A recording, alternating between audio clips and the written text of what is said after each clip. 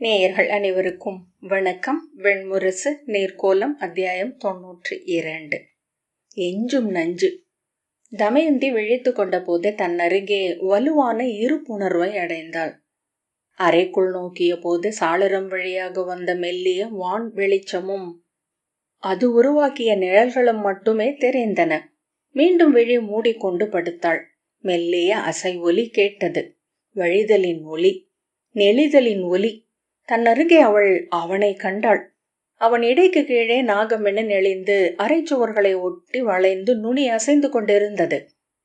ஊன்றிய கரிய பெருந்தோள்கள் அவள் கண்முன் தெரிந்தன. அவன் விழிகளின் இமையா ஒளியை அவள் மிக அருகே கண்டாள். அவன் மூச்சு சீரல் அவள் முகத்தில் மயிர் பீலி என வருடி சென்றது. அவன் ஒன்றும் சொல்லவில்லை, அவளும் ஏதும் கேட்கவில்லை. அவளையே அவன் நோக்கி கொண்டிருந்தான். அவன் உடலின் நெளிவே ஒரு மொழி என ஏதோ சொல்லிக் கொண்டிருந்தது. அவள் பெருமூச்சுடன் உடல் எளிதானாள். அவன் நகருக்குள் நுழைந்து விட்டான். இன்று காலை என்றான். ஆம் என்றாள் அவள். நேற்றே ஒற்றர் சொன்னார்கள். அவன் புன்னகைத்த போது பிளவுண்ட நாய் எழுந்து பறந்து அமைந்தது. அவன் எவ்வுருவில் இருக்கிறான் என்று அறிவாயா? அவள் விழி தாழ்த்தினாள். உன்னுள் அவன் இருந்த உருவில். அவள் சீற்றத்துடன் இமை தூக்க, பின் எப்படி நீ உடனே அவனே என்றாய் என்றான். அவள் புன்னகைத்து, நான் உன் வழிபடுவதாக இல்லை, உன் சொற்கள் எனக்கு ஒரு பொருட்டல்ல என்றாள். நான் பொய் சொல்வதில்லை. அவள் ஏளனத்தால் வளைந்த இதழ்களுடன், ஆம், ஆனால் அவை உண்மைகளும் அல்ல என்றாள். அவன் நடித்து முடித்து விட்டான். அவள் அவனை நோக்கி, ஆம், நானும் என்றாள். இன்று உன்னை அவன் கண்டால் அவனுள் இருந்த தோற்றத்தில் இருப்பாய். அவள், நீ சொல்ல வேண்டியதை சொல்லிவிட்டு செல்லலாம் என்றாள். அவனிடம் எதை கண்டாய் என்று அவன் கேட்டான். அறியேன், ஆனால் அவர் இல்லை என்றால் வாழ்வில்லை என உணர்கிறேன். அவன் நகைத்து, அத்தனை பத்தினியரும் சொல்வது வெறும் பழக்கமா, முன்னோர் மரபா, சூழ் விழிகளின் அழுத்தமா என்றான். அவள், அதை ஆராய வேண்டுமென்றால் இந்த பிடியை விட்டுவிட வேண்டும் என்றாள். என்றாவது விடுவேன் என்றால் அப்போது அவ்வினாவை எழுப்பிக் கொள்கிறேன். அவன் வஞ்சம் தெரியும் விழிகளுடன் புன்னகைத்து, பத்தினியர் ஒருபோதும் விடுவதில்லை என்றான். அவள் உடல் மேல் அவன் எடை அழுந்த தொடங்கியது. அது வினாவற்ற பற்று, பிரிதொன்றில்லாதது என்று அவள் காதில் மூச்சொலியுடன் சொன்னான். நான் விலக விழையவில்லை. நீ என்னை உன் கருகமணியாக சூடிக்கொள்ளலாம். உன்னை சிவை என்பார்கள். அவள், விலகிச் செல் என்றாள். கொற்றவை என்றாகலாம், நாகக்குழை என்றாவேன். அவள் தலையை அசைத்தாள். நாகபடம் அணிந்த சாமுண்டி, நாகம் கச்சையாக்கிய பைரவி, நாகக்கணை அழி கொண்ட பிராமி. அவள், செல்க என்றாள். உன் காலில் சிலம்பாவேன், உன் கால் விரலில் மெட்டி என்றாவேன். அவள், செல் என்றாள். எங்கும் நான் இல்லாத பத்தினி என எவரும் இல்லை. அவள், நான் உன்மேல் தீ சொல்லிடுவதற்குள் விலகு என்றாள். அவன் தோள்கள் ஒடுங்கின. முகம் கூம்பி நாகப்படம் என்றாயிற்று. அவள் உதடுகளில் நாகம் முத்தமிட்டது. முலைக்கண்களை உந்தி குழியை அல்குலை முத்தமிட்டு சென்றது. அதன் உடல் பொன்னிறம் கொண்டபடியே சென்றது. அவள் கால் கட்டை விரலை கவ்வியபடி அது காற்றில் பறக்கும் கொடி என உடல் நெளிந்தது. அவள் திடுக்கிட்டு எழுந்து நோக்கிய போது காலை கவ்வி இருந்த நாகத்தை பார்த்தாள். அறியாமல் காலை உதற அது அப்பால் ஈர துணி முறுக்கு என விழுந்து நெளிந்தோடி சுவர் மடிப்பினூடாக வழிந்து சாளரத்தில் தொற்றி ஏறி அப்பால் சென்றது. அவள் குனிந்து தன் காலை பார்த்தாள். கட்டை விரல் நகம் கருமையாக இருந்தது. அதை கையால் தொட்டு வருடினாள். உலோகத்துண்டு போல கருமையொளி கொண்டிருந்தது. நாக நஞ்சு அரசியை முதுமகள் என்றாக்கியது. எங்கிருந்து அமைச்சர்களும் மருத்துவர்களும் சூக்திமதிக்கு சென்ற போது அங்கே அவர்கள் கண்டது உளம் கனிந்து தன் உடலன்று பிரிதொன்றும் அறியாது தூய குழந்தமையில் திளைத்து கொண்டிருந்தவரை என்றார் சுனாகர். சூக்திமதியில் எவருக்கும் அவர் எவர் என்று தெரியவில்லை. 17 முறை குண்டினபுரியின் ஒற்றரும் தூதரும் அவரை கண்டிருந்தனர். எவரும் அடையாளம் கண்டு கொள்ளவில்லை. அந்தணராகிய சுதேவர் பெண்முகம் நோக்கா நோன்பு கொண்டவர். அவர் அரசியின் கால்களை மட்டுமே கண்டிருந்தார். கால்களினூடாகவே அவரை தேடி சென்று கொண்டிருந்தார். சூக்திமதியின் இளவரசி சுனந்தையுடன் வந்த சேடியரின் கால்களை நோக்கிய சுதேவர் ஒரு கட்டை விரலை நோக்கியதுமே அவள் தமயந்தி என அறிந்து கொண்டார். மற்ற விரல்கள் அனைத்தும் கருமை கொண்டு நகம் சுருண்டு உருவழிந்திருந்தன. அக்கட்டை விரல் நகம் மட்டும் புலியின் விழிமணி போல பளிங்கொளி கொண்டிருந்தது. அம்முதுமகளை ஏறிட்டு நோக்கிய போது அவள் தமயந்தி அல்ல என்று அவர் விழி சொன்னது. குனிந்த கால் நகத்தை நோக்கிய போது பிரிதொருவர் அல்ல என்றது சித்தம். குழம்பியபடி தன் படுக்கையில் படுத்துக்கொண்டு அரை துயிலில் ஆழ்ந்து ஒரு கனவில் எழுந்தார். அங்கே அவர் சிலம்புகள் ஒலிக்க படி இறங்கி வரும் அரசியின் காலடிகளை கண்டார். அந்நகத்தை மட்டும் நோக்கி, அரசி தாங்களா என்று கூறியபடி விழித்து கொண்டார். சுதேவர் வந்து சொன்னதை கேட்டு அரசர் நடுங்கிவிட்டார். இளவரசர்கள், அம்முதுமகளை என் தமக்கை என எவ்வண்ணம் நம்புவது? அவளே தானென்று உணராத நிலையில் அந்தணரின் சொல்லை மட்டும் நம்பி அவளை எப்படி ஏற்பது என்றார்கள். முதிய அமைச்சர் விஸ்ருதர், அரசே, இங்கிருந்து அமைச்சர் குழு ஒன்று நிமித்திகர்களையும் மருத்துவர்களையும் அழைத்து கொண்டு சூக்திமதிக்கு செல்லட்டும். அவர்கள் ஒவ்வொருவரும் தங்கள் முறைமைப்படி அவள் யார் என்று சொல்லட்டும் என்றார். அமைச்சர் குழுவை நானே வழி நடத்தி அழைத்து செல்கிறேன். அமைச்சர் தலைமையில் சென்ற குழுவினர் முதலில் அவளை கண்டதும் அஞ்சி குழம்பினர். கரிய நீரோடையில் விழுந்து கிடக்கும் பொன் நாணயம் போல அவள் உடலில் ஒரு நகம் மட்டும் ஒளி கொண்டிருந்தது. நிமித்திகர்கள் அவள் தலைமுடி ஒன்றை எடுத்து வந்து நிமித்த நூல்படி ஆராய்ந்து அவள் தமயந்திதான் என உறுதி செய்தனர். அந்த முடியை வைத்து களன் கணித்து அவள் அரவுச்சூழ்கை கொண்டிருப்பதை அறிந்தனர். அவள் உடலை முக்குறை தேர்ந்து முறைமைப்படி நோக்கிய மருத்துவர் அவள் உடலில் நாக நஞ்சு ஊறி இருப்பதை கண்டார். 7 நிலை மருத்துவம் வழியாக அவளை மீட்டெடுக்க முடியும் என்றனர். ஆனால் முதலமைச்சர் விஸ்ருதர், இந்நிலையில் இருந்து மீட்டு அவரை எங்கே கொண்டு செல்கிறோம்? மீண்டும் துயரங்களுக்குத்தானே என்று ஐயுற்றார். அவருடன் சென்ற முது நிமித்திகரான சௌகந்திகர், அரசி அறிய வேண்டியவையும் கடக்க வேண்டியவையும் இன்னும் உள்ளன. அவற்றை தொட அது தாண்டி செல்வது பிறவி எச்சம் என்று நீடிக்கும். வாழ்வென்பது ஒன்றே. அதை தனி நிகழ்வுகளாக்குவதும் இன்ப துன்பம் என பிரிப்பதும் தன்னில் நின்று நோக்கும் அறியாமையும் தானே என்னும் ஆணவமும் தான். இன்பமென்று இன்றிருப்பவை நாளை துன்பம் என்றாகலாம். துன்பமென்று இன்று சூழ்வது எண்ணுகையில் இனிப்பதாகலாம். நாம் அதை முடிவு செய்யலாகாது என்றார். மருத்துவர் அளித்த நச்சு முறிகள் அவள் உடலில் இருந்த நஞ்சை மெல்ல வெளியேற்றின. பின் அந்நச்சு முறிகளை வேறு மருந்துகள் கொண்டு வெளியேற்றினர். இறுதி துளி நஞ்சு மட்டும் அவள் கால் நகத்தில் எஞ்சியது. கருங்குருவியின் அழகு போல அவள் நகம் மின்னியது. அதையும் தெளிவாக்க இயலாதா என்று அமைச்சர் விஸ்ருதர் கேட்டார். கருவறையிலிருந்து வந்த பின்னரும் தொப்புள் எஞ்சுவதை கண்டிருப்பீர்கள் அமைச்சரே. எதுவும் எச்சமின்றி விலகுவதில்லை என்றார் மருத்துவர். ஒவ்வொரு நாளாக அவள் இளமை மீண்டாள். இளமை மீளும் தோறும் நினைவுகள் கொண்டாள். தன் இழந்த அரசை, பிறந்த நகரை, பிரிந்த மைந்தரை எண்ணி விழிநீர் உகுத்தாள். தன் கணவனை அன்று பிற எண்ணமற்றவளாக ஆனாள். விழிநீர் உகுத்து கொண்டிருந்த அவளைத்தான் குண்டினபுரியிலிருந்து சென்ற 7 இளவரசர்கள் கண்டனர். அவர்களை கண்டதும் அழுதுபடி எழுந்தோடி வந்து அவள், நிஷதரை பற்றிய செய்தியுடன் வந்தீர்களா என்றுதான் கேட்டாள். அவர்கள், உங்களை பற்றிய செய்தி அறிந்து வந்தோம் மூத்தவளே என்றனர். நான் இருப்பது அவர் வாழ்வை சார்ந்தே என்று அவள் மறுமொழி சொன்னாள். சுனாகர் சொல்லி நிறுத்தி ஒரு பாக்கை போட்டு கொண்டதும் கதை கேட்டு அமர்ந்திருந்த அயலவர்களில் ஒருவர், நிஷதர் எங்கே என்று இன்னும் தெரியவில்லையா என்ன என்றார். அவரை 7 நிலங்களிலும் 7 கடல்களிலும் தேடிவிட்டனர். அதன் பின்னரே நிமித்திக அவை கூடியது. பன்னிரு களம் பரப்பி அவர் இன்றில்லை என்று அவர்கள் உறுதி செய்தனர். 41 நாள் அரசி துயர் காத்தார். அதன் பின்னர் அவரிடம் மறுமணத்தை குறித்து அவர் அன்னை பேசினார். துயர் மீண்ட அரசி அதற்கு முதலில் ஒப்பவில்லை. அரசரும் உடன் பிறந்தாரும் அமைச்சரும் அவரிடம் பேசினர். அவர் அச்சொற்களை கேட்டு செவி பொத்தி கொண்டு கண்ணீர் விட்டார் என்றார் சுனாகர். இறுதியாக அவரை அரசருக்கு ஆசிரியராகிய தமனரின் தவ குடிலுக்கு அழைத்து சென்றனர். சொற்களிலிருந்து உள்ளத்தின் விடையை தேர முடியாது அரசி. உன் கனவுகளிலிருந்து அதை தேடி எடு.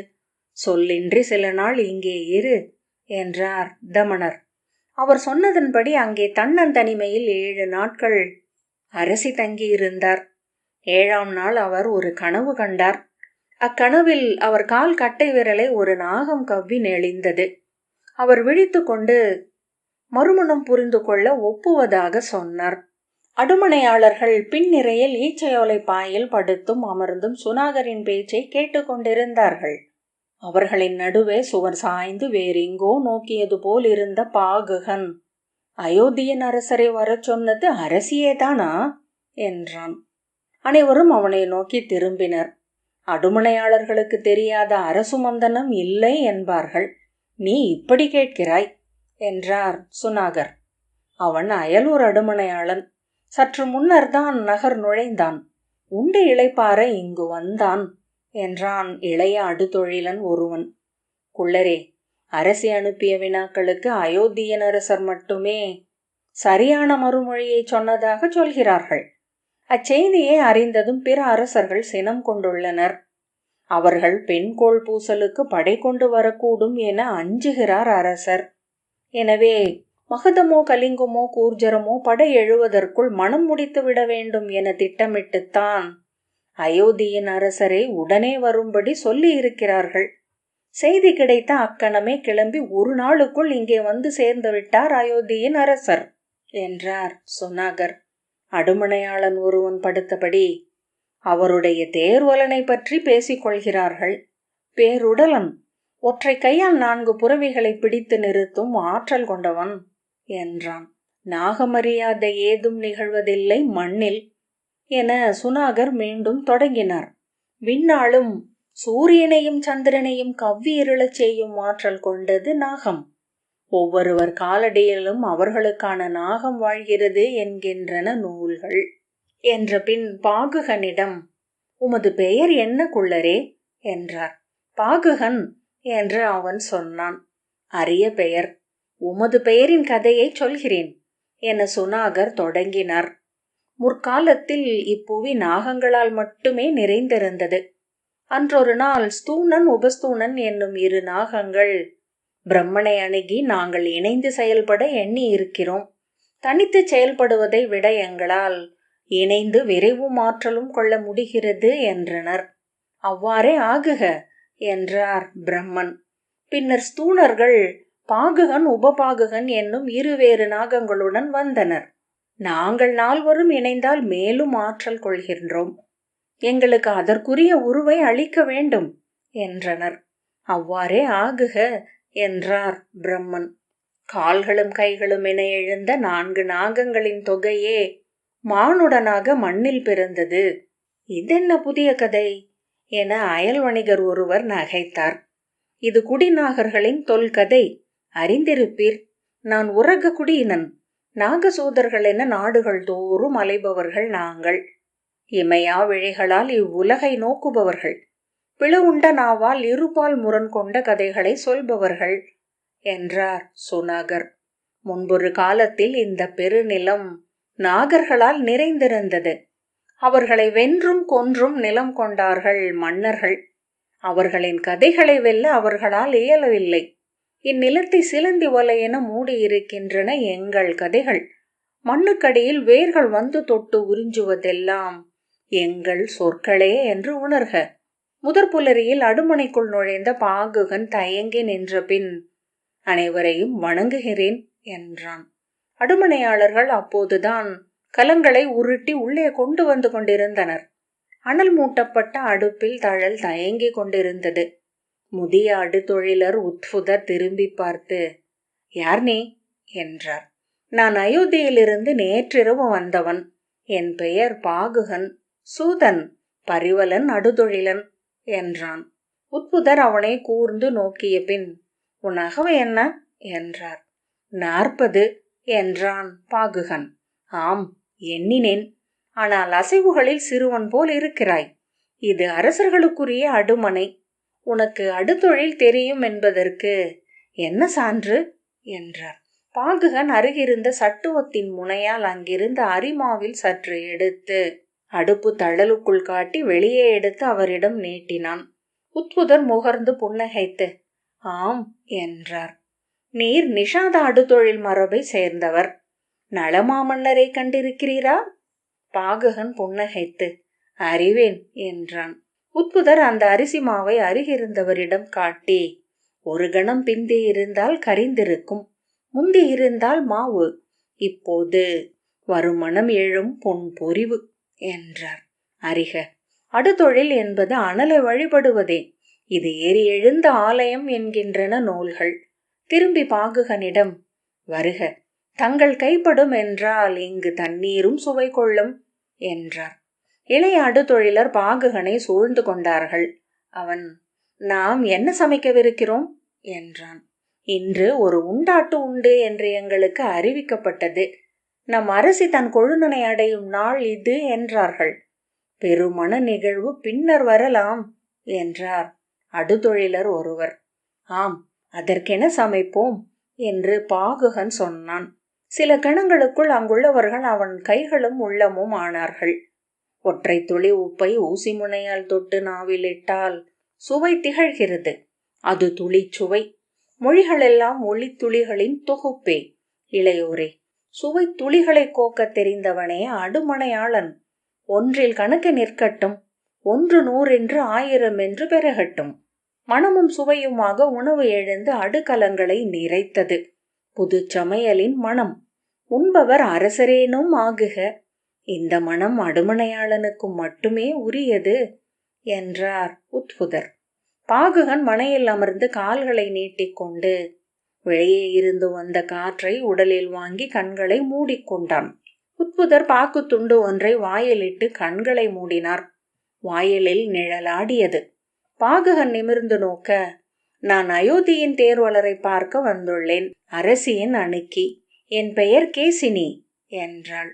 பாகுகன் வணங்குகிறேன் தேவி. நான் பாகுகன் என்றான். அவன் எழுந்து அருகிருந்த அறைக்கு செல்ல கேசினி உடன் வந்தாள். உங்கள் அரசரை ஒரு நாளில் இத்தொலைவு கூட்டி வந்தீர்கள் என்று அரசி அறிந்தார். என்னை அனுப்பி அதன் பொருட்டு உங்களுக்கு நன்றி தெரிவிக்கும்படி சொன்னார் என்றாள். பாகுகன் அது என் கடமை என்றான். அரசி அயோத்தியின் அரசரை மணக்க விழைவு கொண்டிருக்கிறார். அது உங்களாலேயே நிறைவேறியது என்று உவகை சொன்னார் என்ற கேசினி. உங்கள் அரசரிடம் அவர் கேட்ட 3 வினாக்களை அறிந்திருப்பீர். நீங்கள் அவருக்கு தகுதியான தேர்வலரா என்றறிய உங்களிடம் 3 வினாக்களை கேட்டு வர சொன்னார் என்றாள். பாகுகன் கேளுங்கள் தேவி என்றான். முதுமையே அணுகாமல் வாழ்பவர் யார்? இறப்பேயற்ற அன்னையை கொண்டவர் யார்? ஆடைகளில் மிக பெரியது எது என்றாள் கேசினி. இப்புதிர்களுக்கு நீங்கள் மறுமொழி சொன்னால் உங்களுக்கு அரசி ஓர் அருமணியை பரிசளிப்பார். பாகுகன் அவளையே நோக்கி கொண்டிருந்தான். சொல்க என்று அவள் சிரித்தாள்.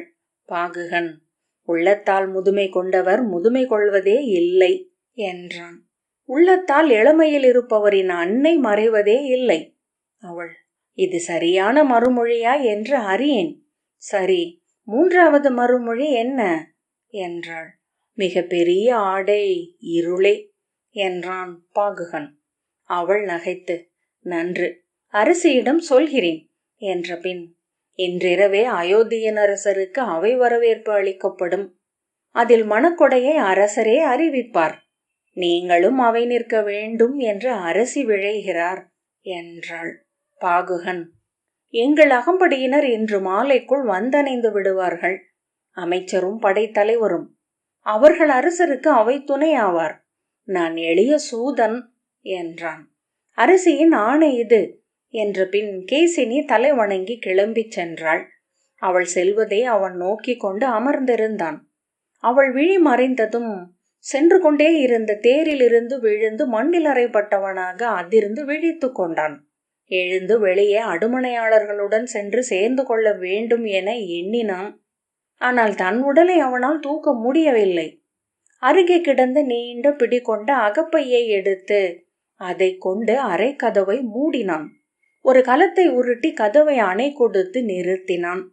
இருட்டு அறைக்குள் நிறைந்து மூடிக்கொண்டது. கண்களை மூடிக்கொண்டு அசைவில்லாமல் அமர்ந்திருந்தான். பின்னர் தன் முன்னால் அவனை உளவுருவாக சமைத்து கொண்டான். மீண்டும் மீண்டும் வெட்ட வெளியில் அவ்வுருவை அவன் உள்ளம் வணைந்தது. நீயா என்றான். மறுமொழி இல்லை என விழி திறந்த போது வெற்றிடத்தை கண்டு சலிப்புடன் மீண்டும் விழி மூடிக்கொண்டான். 3 முறை விழி திறந்த பின் அந்த உள விளையாட்டு சலித்து போய் கண்களை மூடிக்கொண்டு துயில முயன்றான். ஆனால் எச்சரிக்கை உணர்வு அவனை தூங்கவும் விடவில்லை. பெருமூச்சுடன் புரண்டு படுத்தான். வெளியே பாகுகர் எங்கே என்ற குரல் கேட்டது. பாகுகன் எழப்போன போது மிக அருகே அவனை உணர்ந்தான். அவள் உணர்ந்து விட்டாள் என்று அவன் சொன்னான். ஆம் என்றான் பாகுகன். நீ என அவளுக்கு தெரியும். நீ எதை உணர்கிறாய் என அறிய விழைகிறாள். பாகுகன் பெருமூச்சு விட்டான். நீ ஏன் எழுந்து ஓடி அவள் அரண்மனை வாயிலில் சென்று நிற்கவில்லை? ஏன் அவளை ஒரு கணமும் மறந்ததில்லை என்று சொல்லவில்லை? ஏன் அவளை ஒரு கணமும் மறந்ததில்லை என்று சொல்லவில்லை? பாகுகன் சில கணங்கள் தலை குனிந்து அமர்ந்த பின், அவள் ஏன் இங்கே வரவில்லை? என் முன் வந்து நின்று கண்ணீர் விடவில்லை என்றான். அவள் உன்னை போலவே எண்ணுவதனால் என்றான். கசப்புடன் புன்னகைத்த பின் பாகுகன் எழப்போனான். அவன், ஒரு கணம் பொறு, நீ எளிதில் விடுபட முடியும் என்றான். உன்னிடமே முறி மருந்து உள்ளது.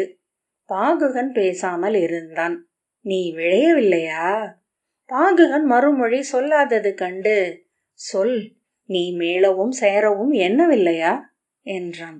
பாகுகன், அவள் அரசி என்றான். நீயும் அரசனாக முடியும். பாகுகன் பெருமூச்சு விட்டு, செல்க, என்னை அழைக்கிறார்கள் என்றான். நீ ஏன் தயங்குகிறாய்? அவள் முன் தணியக்கூடாது என்றா? அவள் உன்னை தேடி வந்து காலடியில் விழ வேண்டும் என்றா? பாகுகன், நான் செல்ல வேண்டும் என்று எழுந்து கொண்டான்.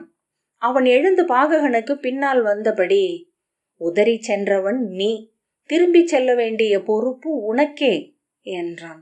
நான் இதை பற்றி பேச விரும்பவில்லை என்றான் பாகுகன். இத்தனை தொலைவு அலைந்து மீண்டுவிட்டு இந்த ஒரு கணத்திற்கு இருபுறமும் நின்றிருப்பீர்களா என்ன? பாகுகன் கதவை திறந்தான். வெளியே இருந்து ஒளி முகத்தில் பொழிய கண் கூசி விழி நிறைந்தான். இங்கிருக்கிறீர்களா பாகுகரே? உங்களை தேடிக் கொண்டிருந்தோம் என்றான் அடுமனையாளன். பாகுகன் ஒன்றும் சொல்லாமல் முன்னால் நடந்தான். அடுமனையாளன் அறைக்குள் சென்று கமுகுபாளை தொன்னைகளின் கட்டை எடுத்துக்கொண்டு, நான் தொன்னையை எடுக்கத்தான் வந்தேன். எவர் பூட்டியது இவ்வறையை என வியந்தேன் என்றான். பாகுகன் பெருமூச்சு விட்டு, நான் உடனே கிளம்ப வேண்டும் என்றான். கிளம்புகிறீர்களா? என்ன சொல்கிறீர்கள் என்றான் அடுமனையாளன். அரசரின் ஆணை, நான் உடனே அயோத்திக்கு செல்ல வேண்டும். பெரியவரிடம் நான் சென்று விட்டதாக சொல்லிவிடு என்று பாகுகன் சொன்னான். ஒரு நாள் கூட நீங்கள் இங்கே தங்கவில்லை. நீங்கள் சமைத்ததை எம்மனோர் உண்பதை பார்க்கவும் இல்லை. பாகுகன் புன்னகையுடன், பிறிதொரு முறை வருகிறேன் என்றான். நீர்க்கோலம் 92வது அத்தியாயம் இத்துடன் நிறைவு பெற்றது. நன்றி.